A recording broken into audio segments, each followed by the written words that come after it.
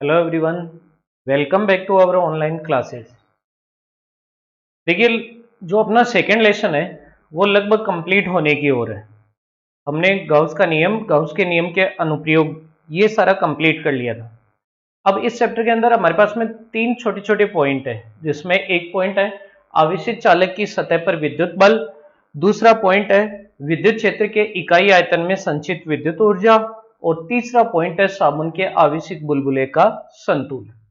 ठीक है, देखिए ये तीनों पॉइंट हम पढ़े, स्टार्ट करें उसमें से, तीनों में से जो पहला पॉइंट है वो स्टार्ट करें। उससे पहले मैंने आज एक बहुत ही अच्छी कहानी पढ़ी है, बहुत ही मोटिवेशनल स्टोरी है, जो मैं चाहता हूं कि मैं आपके साथ शेयर करूं। ठीक है, स्टोरी क्या है? होता ऐसे है कि जैसे मान लीजिए कोई एक गांव था। उस गांव के अंदर एक बच्चा था जिसका नाम होता है लाला। गांव गांव के अंदर एक बच्चा है जिसका नाम है लाला। ठीक है, वो बड़ा मंद बुद्धि बालक है, बड़ा मतलब उसका दिमाग है वो बहुत ज्यादा नहीं चलता है।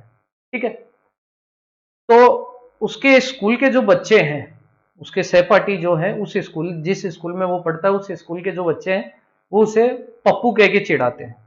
उसे क्या कह के चिढ़ाते हैं? पप्पू।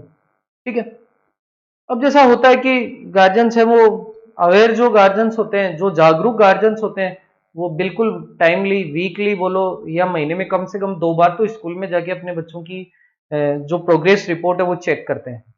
लेकिन फिर भी कई ऐसे गार्जियंस भी होते हैं जिनको मतलब बहुत ज्यादा वो बिजी रहते हैं, उनको कोई मतलब नहीं है कि बच्चा पढ़ रहा है या नहीं पढ़ रहा है, लास्ट में रिजल्ट आएगा तब देख लेंगे।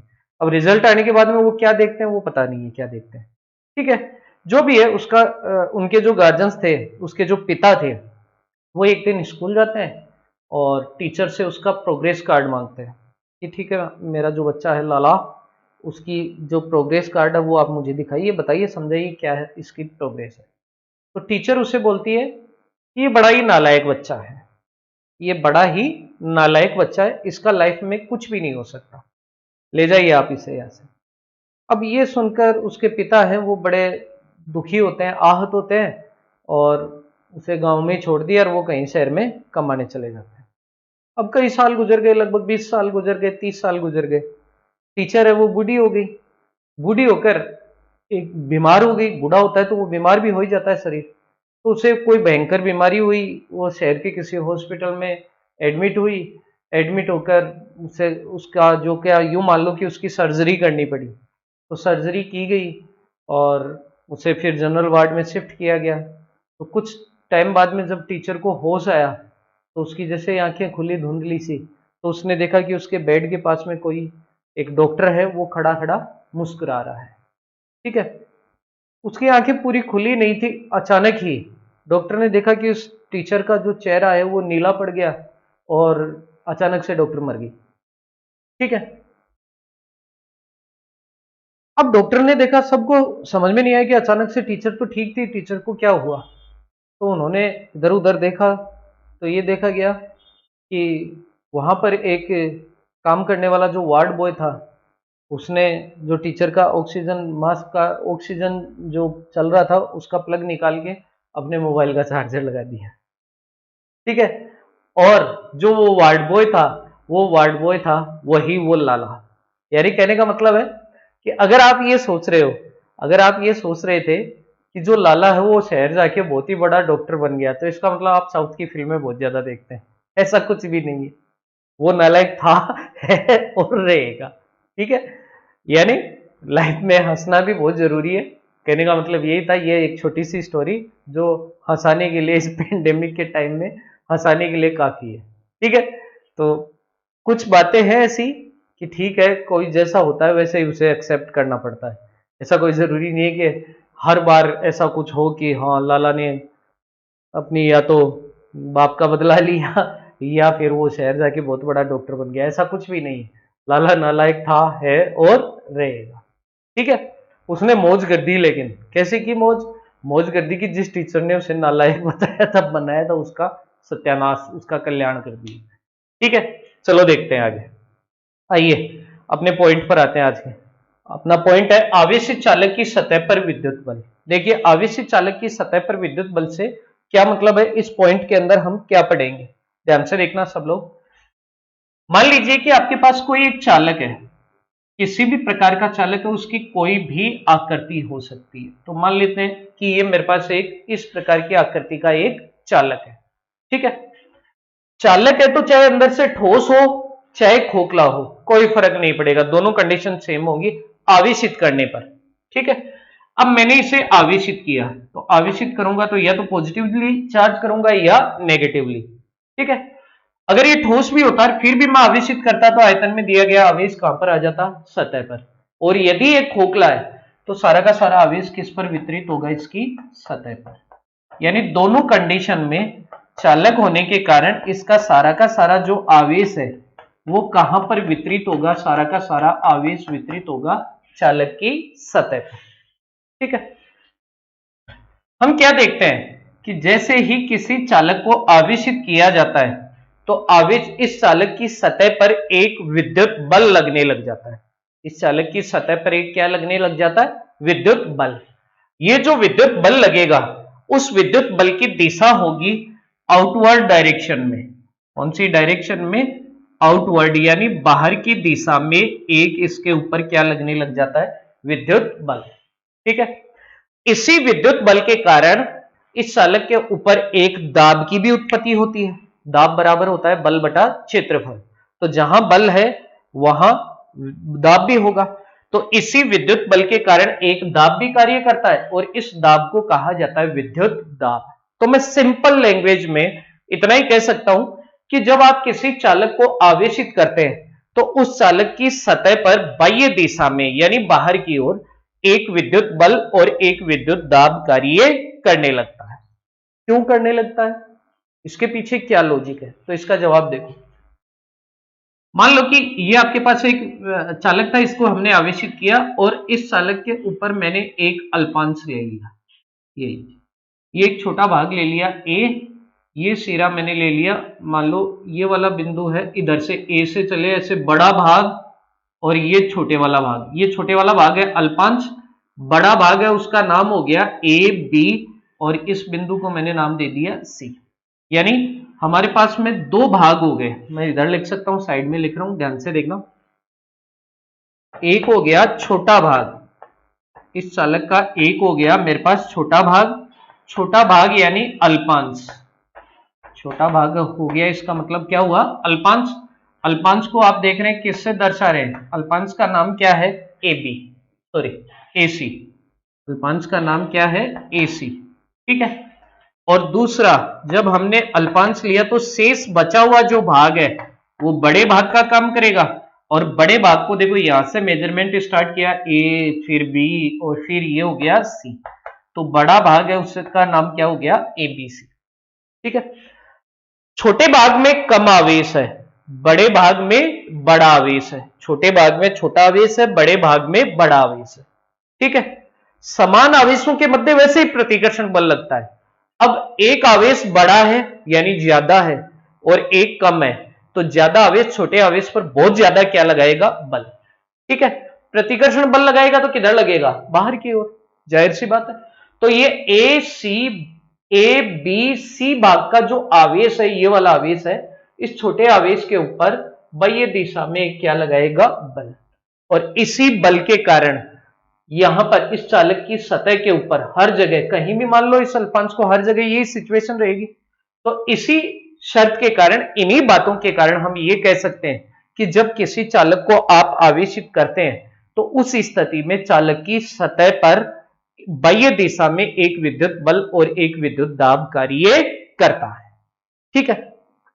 सवाल उठा कि ये विद्युत बल और ये विद्युत दाब जो इसकी सतह पर बाह्य दिशा में काम करेगा, इसको हम कैलकुलेट कैसे करें, ज्ञात कैसे करें, ठीक है।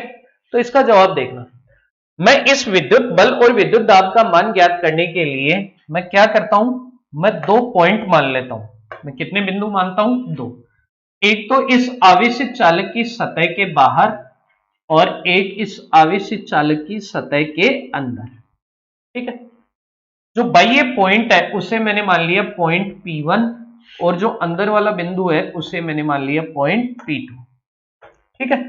कोई समस्या यहां तक, ठीक है, दो प्रेक्षण बिंदु माने एक बाहर और एक अंदर। ठीक है, ये चालक चाहे खोखला होता चाहे ठोस होता, लेकिन चालक है तो आवेश सतह पर गया, इसलिए हम कह सकते हैं कि अंदर जो बिंदु पड़ा है P2 वो चालक के अंदर है, अंदर कोई आवेश ही नहीं है, आवेश नहीं है, तो इस P2 बिंदु पर टोटल विद्युत क्षेत्र का मान कितना होगा?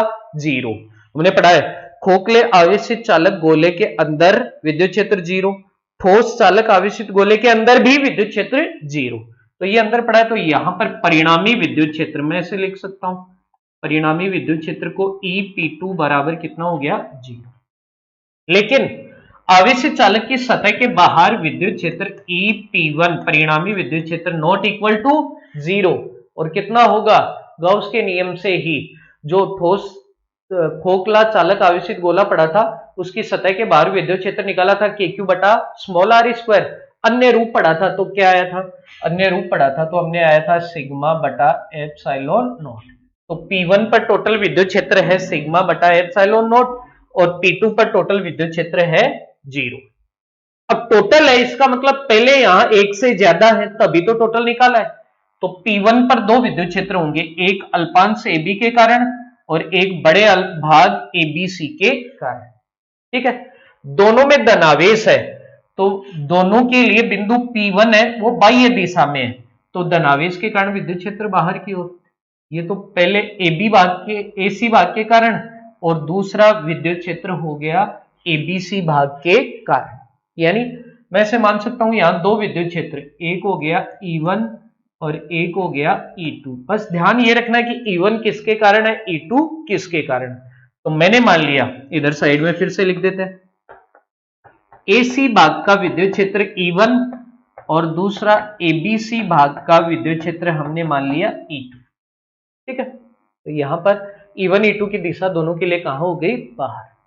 ठीक है, अब चाहिए P2 पर भी दोनों विद्युत क्षेत्र की दिशा दर्शाते हैं। तो देखो ये AC अल्पांश है, इसके ऊपर धनावेश है, धनावेश के कारण P2 पर विद्युत क्षेत्र बाहर की ओर, तो P2 के लिए अब बाह्य दिशा इधर हो गई, तो ये हो गया कितना? E1 और ABC इधर पड़ा है तो इसके लिए बाह्य दिशा इधर हो गई, तो ये हो गया विद्युत क्षेत्र, ये बन गया। अब जो जो चीजें आपके सामने पड़ी है उन्हीं से थोड़ा कैलकुलेट करने की कोशिश करो और उसी की सहायता से आपका रिजल्ट आ जाएगा। ध्यान देना, बहुत ही अच्छा रिजल्ट आएगा। सबसे पहले हम स्टार्ट कर रहे हैं पॉइंट P2 की बात कर रहे हैं, तो मैं यहां लिख देता हूं बिंदु P2 पर, ये जो आपका पॉइंट पड़ा है बिंदु P2 इसके ऊपर देख रहे हैं परिणामी विद्युत क्षेत्र कितना है? EP2। कितने विद्युत क्षेत्र पड़े पहले से? दो, E1 और E2। दोनों की दिशा परस्पर क्या है? विपरीत। तो मैं क्या लिखूंगा? विपरीत दिशा के कारण परिणामी विद्युत क्षेत्र EP2 बराबर क्या होगा? E1 minus E2। माइनस क्यों लगा? क्योंकि डायरेक्शन क्या है? विपरीत। ठीक है, दूसरी बात यहां पर आपको पता है कि EP2 बराबर कितना है? 0, इसलिए EP2 की जगह 0 रखूंगा तो 0 बराबर हुआ किसके? E1 माइनस E2 के। इसे उठा के इधर ले आओ तो बड़ा शानदार रिजल्ट मिला कि E1 और E2 आपस में क्या होंगे? बराबर। ये लो, P2 बिंदु पर कैलकुलेशन करने से हमें पता चला, क्या चला? कि जो E1 और E2 है वो आपस में क्या होंगे? बराबर। ठीक है, चलो ये तो पहला रिजल्ट आ गया। दूसरा रिजल्ट देखते हैं। दूसरा रिजल्ट कहां से लाएंगे? P1 से। तो मैं बात करूंगा बिंदु P1 की, तो हम लिखेंगे बिंदु P1 पर। बिंदु P1 पर क्या होगा? दो विद्युत क्षेत्र वही E1 E2, लेकिन अब की बार डायरेक्शन सेम है, तो क्या होगा? परिणामी विद्युत क्षेत्र EP1 बराबर ये हो गया E1 प्लस E2। दोनों विद्युत क्षेत्र का योग हो गया क्योंकि दिशा क्या है? समान। ठीक है, चलो रख दीजिए यहां से। अब वैल्यू रखेंगे तो देखो आपके पास पड़ा है, क्या पड़ा है? कि EP1 बराबर तो है सिग्मा बटा एप्सिलॉन नॉट। ठीक है, रखेंगे तो क्या रिजल्ट आएगा हमारे पास में? रखेंगे तो रिजल्ट आ गया सिग्मा बटा एप्सिलॉन नॉट बराबर E1 प्लस E2। अब देखो समीकरण 1 कहता है फ्रॉम इक्वेशन फर्स्ट, पहला समीकरण कहता है, क्या कहता है? कि E1 और E2 बराबर है। तो E1 E2 बराबर है तो या तो मैं E2 को हटाकर E1 रख दूंगा या E1 को हटाकर E2 रखूंगा। अब मुद्दा यहीं पर है, मुद्दा यहां पर क्या है, मुद्दा यहां पर यह है कि मुझे E1 चाहिए कि E2 चाहिए टोटल विद्युत बल ज्ञात करने के लिए। तो अब देखो इसके लिए थोड़ा सा साइड में हम चलते हैं, थोड़ा बहुत सीखते हैं, फिर आगे स्टार्ट करेंगे अपना डेरिवेशन। क्या है, मुझे चाहिए यहां इस सतह के ऊपर लगने वाला टोटल विद्युत बल। तो टोटल विद्युत बल कितना हो गया, F।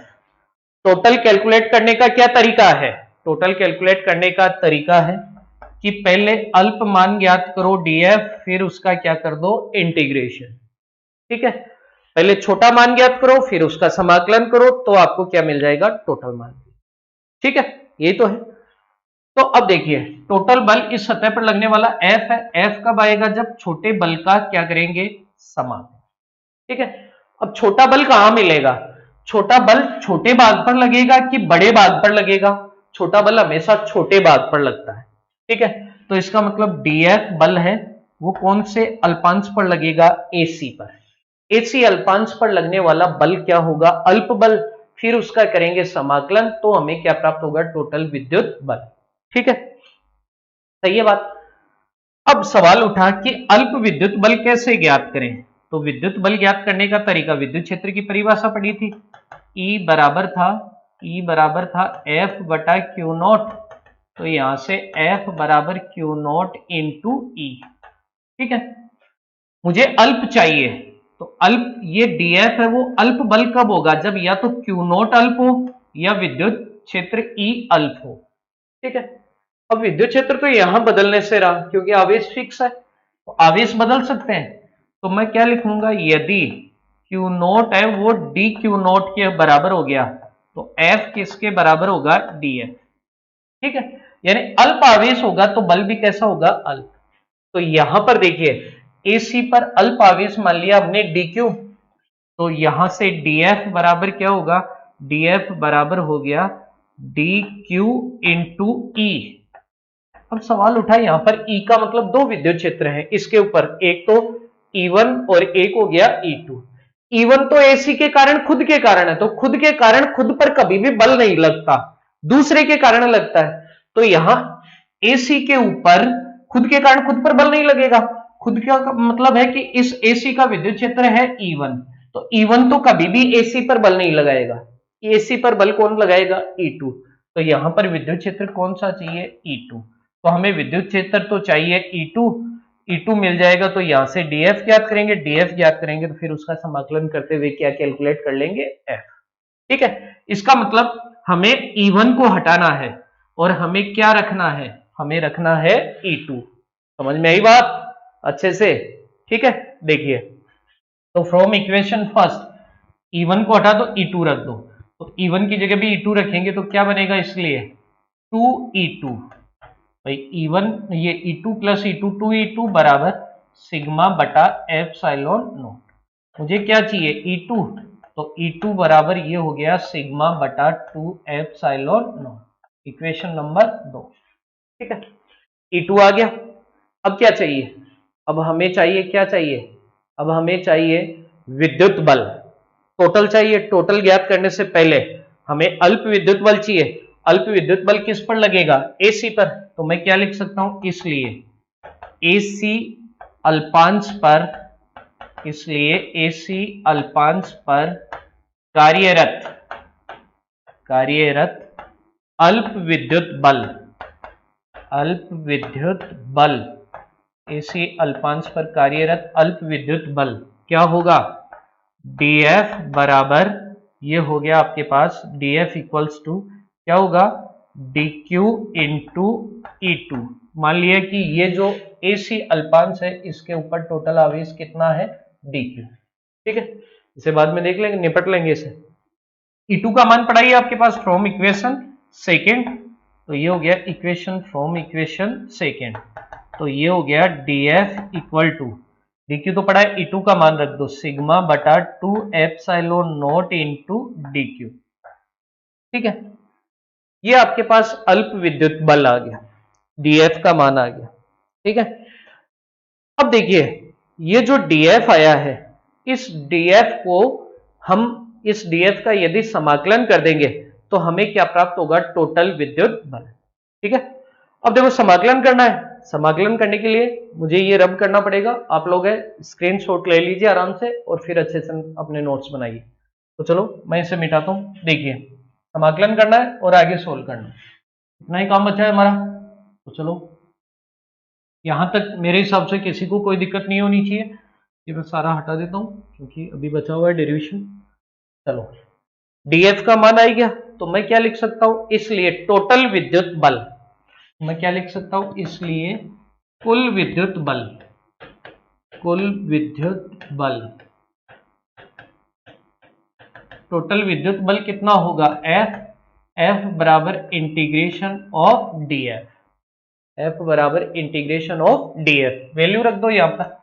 तो एफ बराबर इंटीग्रेशन डीएफ की जगह मैं क्या रखूंगा, सिग्मा बटा 2 epsilon naught into D Q, sigma बटा 2 epsilon naught into D Q. ठीक है, ये तो चीज आपके पास बची हुई है। अब देखिए, मेरे पास यहां पर एक तरीका तो ये है कि मैं सिग्मा बटा 2 एप्सिलॉन नॉट को बाहर ले लूं और इसका इंटीग्रेशन कर दूं, एक रिजल्ट तो ये आ जाएगा। दूसरा तरीका ये है कि भाई मैं इसको क्षेत्रफल के रूप में बदल देता हूं। क्षेत्रफल के रूप में कैसे बदलेंगे, देखिएगा, यहां से ये जो dq है इसको हटा देते हैं। भाई इसका हमें पता नहीं कि इस अल्पांश में कितना आवेश है, तो इसे कैसे हटाएंगे। देखिए, पृष्ठीय आवेश घनत्व का मतलब समझते हैं सब लोग। मैं क्या लिख सकता हूं, पृष्ठीय आवेश घनत्व से, पृष्ठीय आवेश घनत्व से, पृष्ठीय आवेश घनत्व का मतलब क्या था, पृष्ठीय आवेश घनत्व का मतलब था सिग्मा बराबर क्यू बटा एस। ठीक है, टोटल आवेश बटा टोटल क्षेत्रफल। यदि टोटल आवेश ना होकर अल्प आवेश है तो भी पृष्ठीय आवेश घनत्व सेम रहेगा, तो मैं इसे लिख सकता हूं डी क्यू बटा डी एस, ऐसे भी लिख सकता हूं। दोनों को अल्प अल्प कर दिया तो भी सिग्मा ही रहेगा। तो यहां से डी क्यू बराबर आ गया आपके पास सिग्मा इंटू डी एस। तो डी क्यू को हटाओ, ये वैल्यू रखो, रखेंगे तो हमारे पास में देखो क्या आएगा रिजल्ट, हमारे पास में रिजल्ट आ जाएगा। इसलिए एफ बराबर ये हो गया इंटीग्रेशन सिग्मा बटा 2 epsilon naught into D Q की जगह sigma into D S, sigma into sigma, sigma square. तो ये हो गया आपके पास एफ बराबर, बाहर ले लेते हैं, कांस्टेंट है, सिग्मा स्क्वायर बटा 2 epsilon naught into integration of D S. ठीक है, और भी सोल्व करना चाहें तो एक तरीका ये हो गया कि इंटीग्रेशन ऑफ डीएस, जो भी होगा इंटीग्रेशन करेंगे तो टोटल क्षेत्रफल एस, तो ये हो गया विद्युत बल एफ बराबर तो हो गया सिग्मा स्क्वायर बटा 2 एप्सिलॉन नॉट इंटू एस। ये तो हो गया आपके पास टोटल विद्युत बल। मैं लिख सकता हूं इसे टोटल विद्युत बल, टोटल इलेक्ट्रिक फोर्स। ठीक है, ये तो टोटल विद्युत बल हो गया। अब मुझे चाहिए क्या, दाब, जहां बल होगा वहां दाब भी होगा। तो दाब निकालने के लिए देखिए, यहीं से आपके पास पड़ा है दाब का फॉर्मूला, मैं लिख सकता हूं प्रेशर, दाब। देखिए, दाब बराबर क्या था, P बराबर F बटा S, बल बटा क्षेत्रफल। तो यहां से F, इस S को इधर भाग में ले आओ तो क्या बचा, सिग्मा स्क्वायर बटा 2 एप्सिलॉन नॉट। ये तो हो गया विद्युत दाब यानी इलेक्ट्रिक प्रेशर। ये तो हो गया आपके पास इलेक्ट्रिक प्रेशर और ये हो गया इलेक्ट्रिक फोर्स। ठीक है, तो इसी दाब और विद्युत बल के कारण जब भी किसी चालक सतह को, जब भी किसी सतह को, चालक सतह को आवेशित किया जाता है तो उसके कारण बाह्य दिशा में एक क्या लगता है, बल लगता है और विद्युत दाब कार्य करता है। ठीक है, ये तो था अपना कि जब किसी आवेशित चालक को, जब किसी सतह को आवेशित किया जाता है तो उसकी सतह पर एक बल और विद्युत दाब कार्य करता है। अब देखिए, अगला पॉइंट इसी से जुड़ा हुआ है, ध्यान देना आप लोग सब। मैं इन दोनों बातों को साइड में लिख देता हूं क्योंकि इसी से अपना अगला पॉइंट जुड़ा हुआ है, काम में आएंगी दोनों बातें। मैं दोनों रिजल्ट साइड में लिख दूंगा।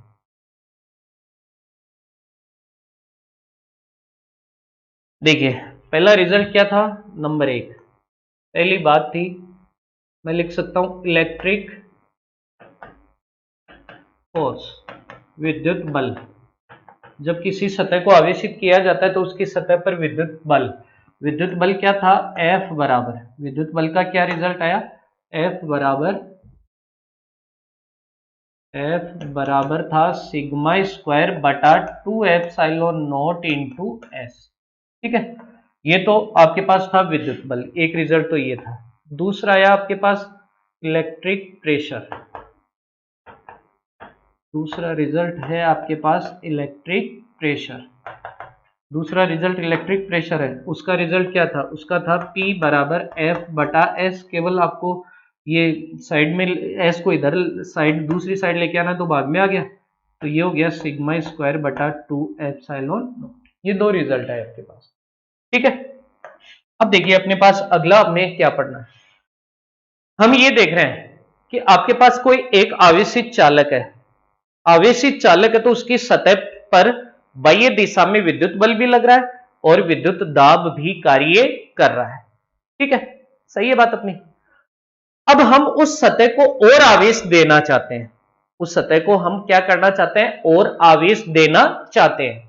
तो जब उस सतह को आप और आवेश दोगे तो पहले से पड़े आवेश के विरुद्ध आपको क्या करना पड़ेगा, कार्य, और कार्य में क्या खर्च होगी, ऊर्जा। कार्य ऊर्जा पर में आ गई, बड़ी काम की चीज आ गई यहां पर।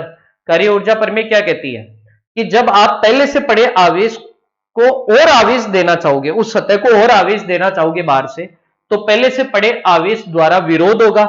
विरोध को रोकने के लिए, विरोध को दबाने के लिए आपको क्या करना पड़ेगा, कार्य। कार्य में क्या खर्च होगी, ऊर्जा, और जो ऊर्जा आप खर्च करोगे ऊर्जा संरक्षण थ्योरी से, वही ऊर्जा उस चालक के अंदर क्या हो जाएगी, संचित। यानी कहने का मतलब कि विद्युत क्षेत्र के इकाई आयतन में जब आवेश दोगे तो विद्युत क्षेत्र होगा। इसका मतलब विद्युत क्षेत्र के इकाई आयतन में या विद्युत क्षेत्र आप डेवलप करोगे तो वहां उपस्थित आयतन में क्या संचित होगी, ऊर्जा। ठीक है, तो विद्युत क्षेत्र के रूप में कितनी ऊर्जा संचित होती है, इस बात का हमें पता करना। ठीक है, अब ये पता कैसे कर सकते हैं, तो जैसे इसके लिए मान लो कि आपके पास ये कोई एक चालक है, ये आपके पास एक क्या है, चालक है। ठीक है, ये इस गोलीय चालक का केंद्र बिंदु है, जिसे हमने किससे दर्शा दिया, जिसकी त्रिज्या हमने मान ली कितनी है, स्मॉल r। ठीक है, अब इस चालक को आपने आवेशित कर रखा है, इस चालक को आपने क्या कर रखा है, आवेशित, और बाहर से इसे और आवेश देना चाहते हैं। ठीक है, तो इस दिए बाहर से दिए गए आवेश को, बाहर से दिए जाने वाले आवेश के लिए हमें क्या करना पड़ेगा, कार्य। अब ये कार्य कैसे ज्ञात करें, तो इसके लिए मैं क्या करता हूं कि इस आवेशित चालक के आयतन में बदलाव करता हूं, इस आवेशित चालक के आयतन में क्या करता हूं, बदलाव। ठीक है, मैंने इसे संपीड़ित कर दिया, इतना था इसका आयतन मैंने बदल दिया, यो मान लो ये वाला आयतन मैंने इसका बदल दिया। ये जो बदला गया आयतन है वो सपोज करो कितना है, dr, तो अंदर वाली जो त्रिज्या है अंदर वाले गोले की वो क्या हो गई, ये हो गई r माइनस dr। ठीक है, ये तो हुआ ना आपके पास, कोई समस्या यहां तक। अब देखिएगा सब लोग, हम ये आयतन में बदलाव कर रहे हैं, तो बदलाव करने के लिए हमें क्या करना पड़ेगा, कार्य। कैसे ज्ञात करें कार्य, कार्य ज्ञात करने का तरीका वही होगा, पहले अल्प कार्य ज्ञात करेंगे फिर उसका इंटीग्रेशन करेंगे तो हमें क्या मिल जाएगा, टोटल कार्य। ठीक है, टोटल कार्य प्राप्त होगा। तो अल्प कार्य ज्ञात करने के लिए हमारे पास में विस्थापन पड़ा है कितना, dr। देखिए बड़ा सिंपल सा है, क्या होगा, कार्य बराबर क्या होगा, बल गुणा विस्थापन, बल गुणा क्या होगा, विस्थापन। अब देखो ये बाहर वाली सतह हमने आवेशित मानी थी, इस प्रकार से मान लेते हैं कि ये बाह्य सतह है वो आवेशित है, आवेशित होगी तभी कार्य करना पड़ेगा वरना तो जरूरत ही नहीं है। और जब ये सतह आवेशित होगी तो इस सतह पर बाह्य दिशा में हर जगह एक बल काम करेगा और उस बल को विद्युत बल कहेंगे। विद्युत बल F बराबर होगा सिग्मा स्क्वायर बटा 2 एप्सिलॉन नॉट इंटू एस। ठीक है, ये तो होगा ना, ये बात हमने पढ़ी है। अब देखो मुझे टोटल कार्य चाहिए, टोटल कार्य ज्ञात करने से पहले मुझे चाहिए अल्प कार्य। तो अल्पकार्य बराबर दो सूत्र बन सकते हैं, या तो बल छोटा हो या विस्थापन छोटा हो, तभी अल्पकार्य होगा। तो बल तो फिक्स पड़ा है, विस्थापन कैसा हो जाए, अल्प। अल्प विस्थापन कितना है, dr। तो मैं क्या लिखूंगा, dw अल्पकार्य बराबर बल तो हो गया F और अल्प विस्थापन हो गया dr। ठीक है, सरल कर दो यहां पर, dw बराबर F की वैल्यू क्या पड़ी है, सिग्मा स्क्वायर बटा 2 epsilon naught into S into D are. S का मतलब क्या हो गया, एस का मतलब है इस गोले का क्षेत्रफल, यहां पर गोलाकार आकृति मानी है, तो एस बराबर मैं लिख सकता हूं गोले का क्षेत्रफल 4 पाई स्मॉल आर स्क्वायर, क्योंकि इसकी त्रिज्या कितनी है, स्मॉल आर। तो रख दीजिए यहां पर, इसलिए डी डब्ल्यू बराबर अल्पकार्य बराबर सिग्मा स्क्वायर बटा 2 epsilon naught into 4 pi small R square into D R. ठीक है, कोई समस्या, ये अल्पकार्य आ गया। अब इसे आयतन के रूप में भी बदल सकते हैं, देखो क्षेत्रफल गुणा विस्थापन क्या हो गया, आयतन। विस्थापन अल्प है तो आयतन भी कैसा होगा, अल्प आयतन। तो मैं क्या लिखूंगा, इसलिए 4 pi small R square into D R बराबर अल्प आयतन हो गया डीवी, ब्रैकेट में लिख देते हैं अल्प आयतन। ये लो रखेंगे वैल्यू, तो ये हो गया डी डब्ल्यू बराबर सिग्मा स्क्वायर बटा 2 एप्सिलॉन नॉट इंटू डीवी। ये इक्वेशन नंबर फर्स्ट, अल्पकार्य आ गया। मुझे क्या चाहिए, संचित ऊर्जा। ऊर्जा किसके बराबर होगी, हमेशा कार्य के बराबर। तो टोटल कार्य कैलकुलेट करना है, तो कुल कार्य, तो मैं लिख सकता हूं, अब इसको मिटा देते हैं, अब इसकी जरूरत नहीं है। तो मैं क्या लिख सकता हूं, इसलिए कुल कार्य, total work done, total work done equal to total energy. यही बात हमें कौन कहता है, कार्य ऊर्जा प्रमेय, कि कुल ऊर्जा है वो किसके बराबर होगी, किए गए कुल कार्य। तो टोटल ऊर्जा मैंने मान ली U, जो किए गए कुल कार्य के बराबर। कुल कार्य कैसे याद करें, अल्प कार्य का क्या कर देंगे, इंटीग्रेशन रख दीजिए। U बराबर W बराबर इंटीग्रेशन dw का मान पड़ा है सिग्मा स्क्वायर बटा 2 एप्सिलॉन नॉट इंटू dv। ठीक है, सोल्व कर दो इसे, तो U बराबर W बराबर सिग्मा स्क्वायर बटा 2 एप्सिलॉन नॉट तो पढ़ा ही है इंटीग्रेशन ऑफ dv, बड़ा सिंपल सा आया, इंटीग्रेशन ऑफ dv बराबर v। ठीक है, रख दो वैल्यू, तो U बराबर W बराबर सिग्मा स्क्वायर बटा 2 एप्सिलॉन नॉट इंटू v। ये तो हो गई टोटल ऊर्जा, टोटल संचित ऊर्जा, जबकि मुद्दा है इकाई आयतन में संचित ऊर्जा का। इसका है इकाई आयतन में संचित ऊर्जा, तो मैं क्या लिखूंगा, इसलिए इकाई आयतन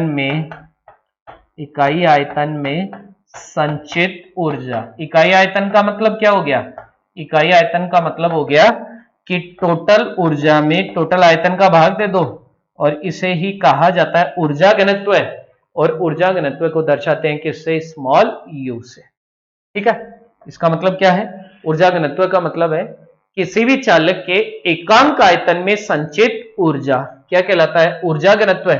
तो मैं इसे लिख सकता हूं, यहां से पढ़ा है, देखो ये बाहर वाला जो गोला है इसका टोटल v आयतन है, v आयतन में संचित ऊर्जा u, इसलिए इकाई आयतन में संचित ऊर्जा u बटा v, और इसे कहा जाता है स्मॉल u, और इसे ही कहते हैं ऊर्जा घनत्व। क्या कहा जाता है, ऊर्जा घनत्व। ठीक है, तो कोई समस्या, तो ऊर्जा घनत्व निकालना हो, ये तो टोटल ऊर्जा है, और इकाई आयतन में संचित ऊर्जा यानी ऊर्जा घनत्व निकालना हो, तो स्मॉल u बराबर u बटा v, v को उधर ले जाओ तो क्या बचा, वही सिग्मा स्क्वायर बटा 2 एप्सिलॉन।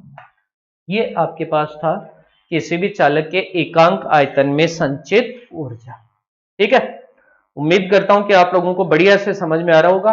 अच्छे से मैं मेरी तरफ से पूरी कोशिश करके एक्सप्लेन कर रहा हूं, और बहुत ही अच्छे बेहतरीन नोट्स के साथ आप लोगों को बहुत ही जल्द मिलूंगा खुद के पर्सनल ऐप पर।